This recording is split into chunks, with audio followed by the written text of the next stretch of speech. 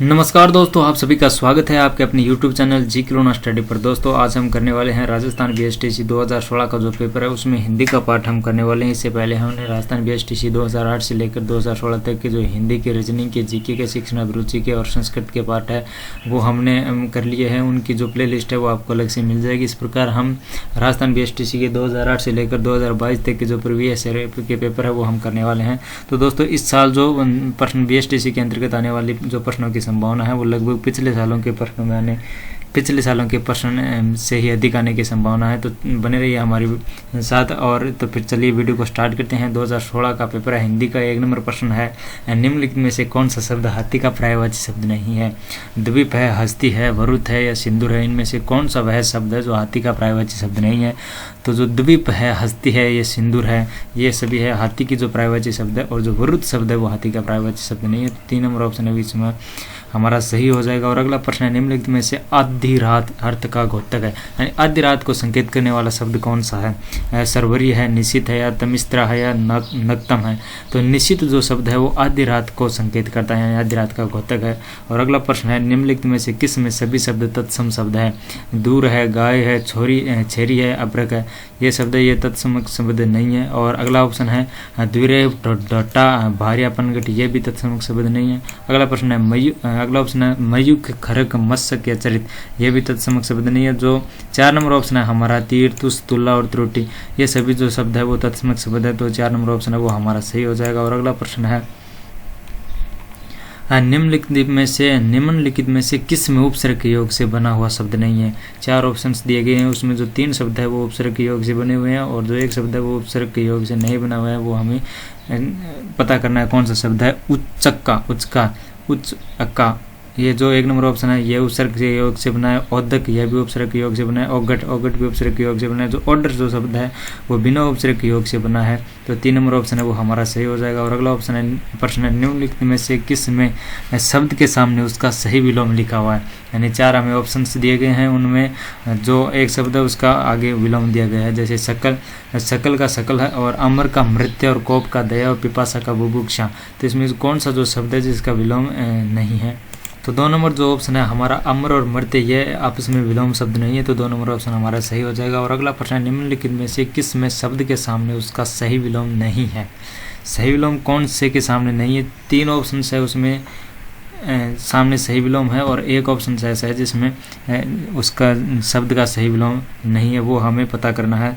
तो सथावर या जंगम या भेद या विभेद, श्लिष्ट या विविक्त, हव्य या कर्व्य, इनमें कौन सा ऑप्शन होगा? तो भेद और जो विभेद है, भेद का विभेद नहीं होता है विलोम शब्द। तो 2 नंबर ऑप्शन है वो हमारा सही हो जाएगा। और अगला प्रश्न है, किस शब्द युगों में उसके शब्दों के अर्थ सही लिखे हुए हैं? शशिधर है, शशधर है, या विलाप, विलाप, वैश्यक, वैश्यक, जरट या जटर। 1 नंबर में दिया गया है कि शशिधर, शशधर। शशिधर का अर्थ है महादेव, ये शंकर, और शशधर का अर्थ है शेषनाग। 2 नंबर है विलाप, विलाल, विलाप का दिया गया है रोदन, और विलाल का जो दिया गया है वो है सुंदर। 3 नंबर ऑप्शन है वैंसक, वैंसक में है पहाड़, और जो वैंसक का इसका अर्थ है वो है ठग। और जरट का जो अर्थ है वो है बुढ़ा, और जठर का जो अर्थ है पेट। तो 4 नंबर ऑप्शन है वो हमारा सही है कि जरट का अर्थ होता है बुढ़ा और जठर का मीन्स होता है पेट। तो 4 नंबर ऑप्शन हमारा सही हो जाएगा। और अगला प्रश्न है, निम्नलिखित में से किस में सही संधि का उदाहरण है? 4 ऑप्शंस दिए गए, इनमें से सही संधि का उदाहरण कौन सा है? नी प्लस चेतना, निर्चेतना, पुनः प्लस अवलोकन, पुनरावलोकन, पत प्लस हाथी, पद्धति, और प्र प्लस ओड, अप्रोड, इनमें से कौन सा है वो सही संधि का उदाहरण है? तो जो 3 नंबर ऑप्शन है हमारा पत प्लस हाथी, पद्धति, वो हमारा एकदम सही हो जाएगा, 3 नंबर ऑप्शन। और अगला प्रश्न है,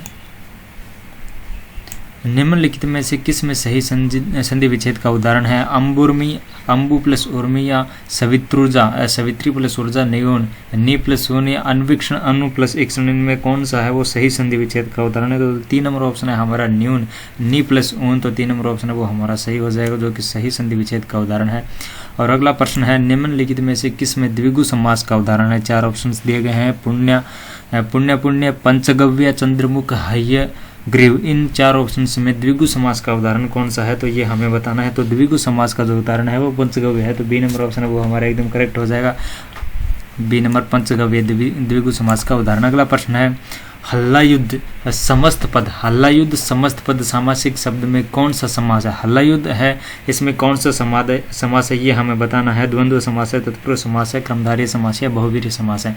तो हल्लायुद्ध है, इसमें जो बहुवीर्य समास है, तो 4 नंबर ऑप्शन है वो हमारा एकदम सही हो जाएगा। अगला प्रश्न है कृदंत इत प्रत्यय के योग से बना हुआ शब्द किस विकल्प में है? कृदंत इत प्रत्यय के योग से बना हुआ कौन सा शब्द है? चलित है, हसित है, कुसुमित है या लिखित है? तो कृदंत इत प्रत्यय के योग से जो बना हुआ शब्द है वो कुसुमित है, तो 3 नंबर ऑप्शन है वो हमारा एकदम सही हो जाएगा। और अगला प्रश्न है निम्नलिखित में से किस में तद्वित प्रत्यय के योग से बना हुआ शब्द है? पोटली है, मिलनासार है, कोठरी है या रंगीला है? पोटली, मिलनसार या कोठरी, रंगीला, इन शब्दों में से तद्वित प्रत्यय के योग से बना हुआ कौन सा शब्द है? तो तद्वित प्रत्यय के योग से बना हुआ जो शब्द है वो हमारा रंगीला शब्द है, तो 4 नंबर ऑप्शन है वो हमारा सही हो जाएगा। और अगला प्रश्न है निम्नलिखित में से किस में गलत उपसर्ग वाला शब्द है? 4 ऑप्शंस दिए गए हैं, उसमें एक जो शब्द है वो गलत उपसर्ग वाला शब्द है। आकाश है, संन्यास है, निशंक है और प्रज्वलन है। इनमें कौन सा शब्द है वो गलत उपसर्ग के योग से बना है? तो 4 नंबर जो ऑप्शन है वो गलत उपसर्ग के योग से बना है, तो इसमें गलत उपसर्ग है, तो 4 नंबर ऑप्शन है वो हमारा एकदम सही हो जाएगा। और अगला प्रश्न है निम्नलिखित में से घबराना अर्थ को प्रकट करने वाला मुहावरा किसमें? घबराना अर्थ को प्रकट करने वाला मुहावरा कौन सा है?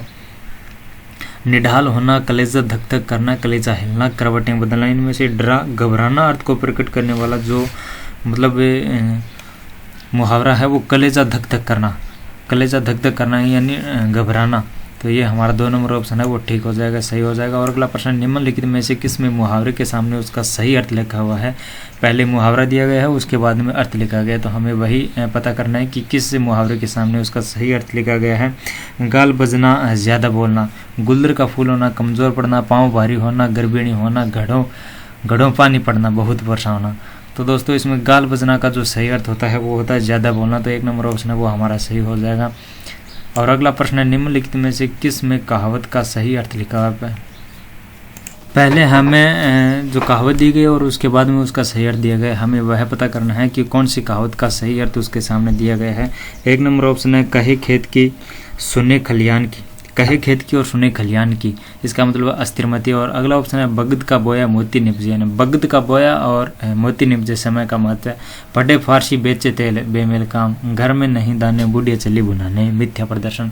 तो दोस्तों इसमें जो 3 नंबर ऑप्शन है पढ़े फारसी बेचे तेल, इसमें जो बेमेल काम है वो हमारा सही हो जाएगा। यह एक कहावत है कि पढ़े फारसी बेचे तेल, इसका जो अर्थ होता है वो होता है बेमिल काम करना, मिलता जुलता काम नहीं करना, तो 3 नंबर ऑप्शन है वो हमारा सही हो जाएगा। और अगला प्रश्न है निम्नलिखित में से किस में विशेषण उपवाक्य है? विशेषण उपवाक्य कौन सा है? 4 ऑप्शंस में अर्जुन ने कहा कि मेरा धनुष गिर रहा है, जो परिश्रम करेगा वह सफल होगा, जब वर्षा होगी तब खेतों में फसलें होंगी, पिता की इच्छा है कि वह यहीं पढ़े। 4 नंबर ऑप्शन है वह हमारा विशेषण उपवाक्य है, तो 4 नंबर ऑप्शन हमारा सही हो जाएगा, पिता की इच्छा है कि वह यहीं पढ़े। और अगला प्रश्न है निम्नलिखित में से किस में परिमाणवाचक क्रिया विशेषण उपवाक्य? परिमाणवाचक क्रिया विशेषण वाक्य वाला कौन सा वाक्य है? तो 1 नंबर ऑप्शन है वीर जहाँ जाता है वहीं सम्मान पाता है, जो गरजते हैं वो बरसते नहीं, जितना गुड़ डालेंगे उतना ही मीठा होगा, ज्यों ही शिव ने बाण चलाया त्यों ही त्रिपुर नष्ट हो गया। तो दोस्तों इसमें हमें पूछा गया है कि परिमाणवाचक क्रिया विशेषण वाला वाक्य कौन सा है? तो जितना गुड़ डालेंगे यानी परिमाणवाचक दर्शाया गया इसमें, उतना ही मीठा होगा, तो जो 3 नंबर ऑप्शन है वो हमारा एकदम सही हो जाएगा। 3 नंबर ऑप्शन, जितना गुड़ डालेंगे उतना ही मीठा होगा, यह परिमाणवाचक क्रिया विशेषण। अगला प्रश्न है निम्नलिखित में से किस में अशुद्ध शब्द है? अशुद्ध शब्द हमें पता करना है। 3 शब्द है वो शुद्ध है और जो चौथा शब्द है वो अशुद्ध है, वो कौन सा अशुद्ध शब्द है यही हमें पता करना है। मुमूर्षु, अंतर्धान, निरोग या बहिसृष्टि। तो 1 नंबर जो ऑप्शन है हमारा मुमूर्षु वह एकदम गलत है, तो 1 नंबर ऑप्शन है वो हमारा सही हो जाएगा। अगला प्रश्न है निम्नलिखित में से किस में शुद्ध शब्द है? वैशक है, व्यंग है या ढंग है, शक्तिकरण है। हमें इस प्रश्न में शुद्ध जो शब्द है वह बताना है, कौन सा शब्द शुद्ध है?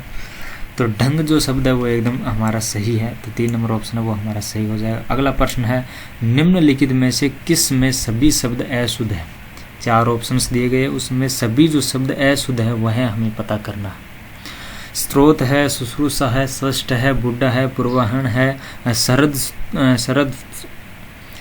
सरदुत्स्व है, संन्यास है, सत है या अतिशयोक्ति है, व्यवहारिक है, अंताक्षरी है, चिन्ह है, षटमुख है, रौप्य है, लेह है, अनुगृहित है।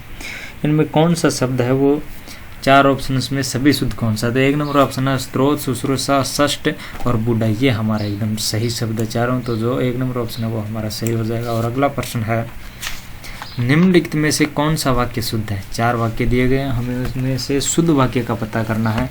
सभी विद्यार्थियों ने इस प्रश्न का उत्तर गलत लिखा। वह शायद कल जाएगा, तुम्हारी टोपी मुझसे पुरानी है, वासुदेव के पुत्र हुआ और नंद की कन्या हुई। इनमें से हमें जो शुद्ध वाक्य है उसका पता करना है कि सभी परीक्षार्थियों ने इस प्रश्न का उत्तर गलत किया। वह शायद कल जाएगा, तुम्हारी टोपी मुझसे पुरानी है, वासुदेव के पुत्र हुआ और नंद की कन्या हुई। तो 2 नंबर ऑप्शन है हमारा वह शायद कल जाएगा, वह हमारा सही हो जाएगा, एकदम शुद्ध वाक्य है। अगला प्रश्न है निम्नलिखित में से किस में वाक्यांश के लिए सार्थक शब्द है? वाक्यांश के लिए एक शब्द कौन सा है वह हमें पता करना है। जो बहुत अधिक बोलता हो वातुल, जो स्वरों और व्यंजनों में से किसी की श्रेणी में नहीं आता विसर्ग, जो माघ और फाल्गुन महीनों में आती है वह ऋतु है। हेमंत ऋतु और पर्वत के ऊपर की समतल भूमि क्या कहलाती है? उपत्यका। इसमें से हमें जो वाक्यांश के लिए एक शब्द है सही शब्द है वो हमें पता करना है। तो 2 नंबर ऑप्शन है हमारा जो स्वरों और व्यंजनों में से किसी की श्रेणी में नहीं आता है वह विसर्ग कहलाता है, यह हमारा सही हो जाएगा। और अगला प्रश्न है निम्नलिखित में से सामासिक शब्द का सही विग्रह किसमें है? सामासिक शब्द का सही विग्रह देशभक्ति, देश की भक्ति, आजीवन, जीवन भर, घृत पक्व, घृत से पका हुआ, शोकातुर, शोक में आतुर। इनमें से कौन सा शब्द है वो सामासिक शब्द का सही समास विग्रह है? 3 नंबर जो शब्द है हमारा आजीवन, जीवन भर हमारा एकदम सही हो जाएगा। और अगला प्रश्न है निम्नलिखित में से किस में संधि सही नहीं हुई है? 4 ऑप्शंस दिए गए हैं, 3 में संधि सही है और एक जो ऑप्शन है उसमें संधि गलत है। हमें यह बतानी है कि कौन से शब्द में संधि गलत है। 1 नंबर ऑप्शन है अहन प्लस अहरर, अर है, अहन प्लस अहरह सही है। मरुद प्लस हरी, मरुद्री। 3 नंबर है अंत प्लस छल, अंतरछल। सट प्लस मुख, सणमुख। तो 3 नंबर ऑप्शन है हमारा वह सही हो जाएगा। इसके अंतर्गत अंत प्लस छल, अंतरछल हो जाएगा। अगला प्रश्न है निम्नलिखित में से किस में सही संधि है? यस प्लस काय, यशोकाय, सौ प्लस ईरिणी, सावेरिणी, चतुर प्लस श्लोकी, चतुर्श्लोकी, अनु प्लस चिन्ह, अनुचिन्ह। इनमें से जो 1 नंबर ऑप्शन है हमारा यस प्लस काय, यशोकाय, इसकी जो संधि विच्छेद है वो एकदम सही है। यस प्लस काय, यशोकाय 1 नंबर ऑप्शन है वो हमारा सही हो जाएगा। और अगला प्रश्न है निम्नलिखित में से उपसर्ग से संबंधित गलती किसमें है? उपसर्ग से संबंधित गलती किसमें है? उसकी पैतृक संपत्ति थोड़ी ही है। हिंदी के पत्र पत्रिकाएं पढ़िए, भीम का पराक्रम सभी जानते हैं, भीम का पराक्रम सभी जानते हैं, यथाशक्ति से नित्य दान करते रहिए। 3 नंबर ऑप्शन है हमारा भीम का पराक्रम सभी जानते हैं, इसमें उपसर्ग संबंधी गलती है, तो 3 नंबर ऑप्शन है वो हमारा सही हो जाएगा।